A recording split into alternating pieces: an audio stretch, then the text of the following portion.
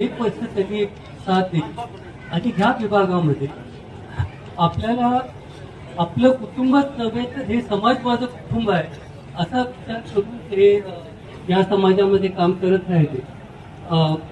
प्रामुख्यानं मला प्रत्येक कुटुंबाची प्रशंसा याच्यासाठी करायची आहे की त्यांनी ह्या आठवणी पुढच्या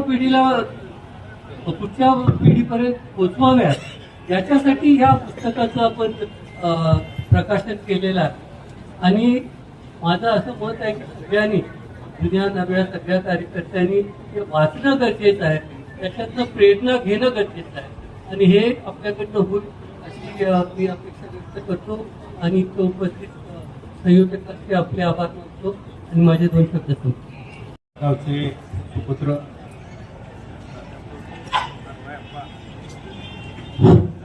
आरवायप्पांच्या प्रसारनिमित्त या पुस्तकाचं अनावरण ज्याच्या हस्ते झाले.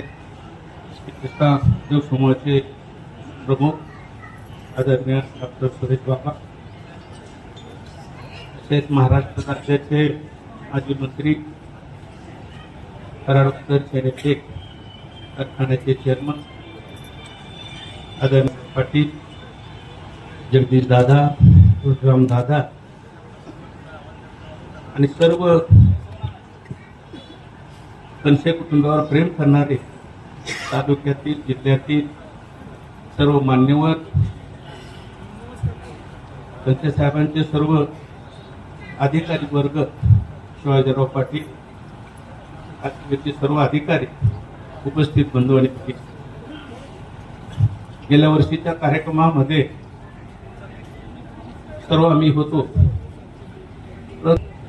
जुन्या आठवणी, आजींनी केलेलं परिश्रम, त्यांच्या कुटुंबावर झालेले संस्कार आणि त्या संस्काराच्या माध्यमातून कणसे कुटुंब परिवार घडला. आरवायप्पांनी ज्या पाऊलवाट्यानं यथार्थ जीवन जगलं त्याच पाऊलवाट्यानं त्यांचे कुटुंबीय, कणसे साहेब आणि सर्व त्याचे कुटुंबीय तो आदर्श चालवायचा प्रयत्न करतात. हीच खऱ्या अर्थानं आप्पांच्या चरणी आदरांजली ठरेल. पुन्हा एकदा आपल्या सर्वांच्या वतीनं या ठिकाणी सर्व मान्यवरांचं मी मनापासून स्वागत करतो.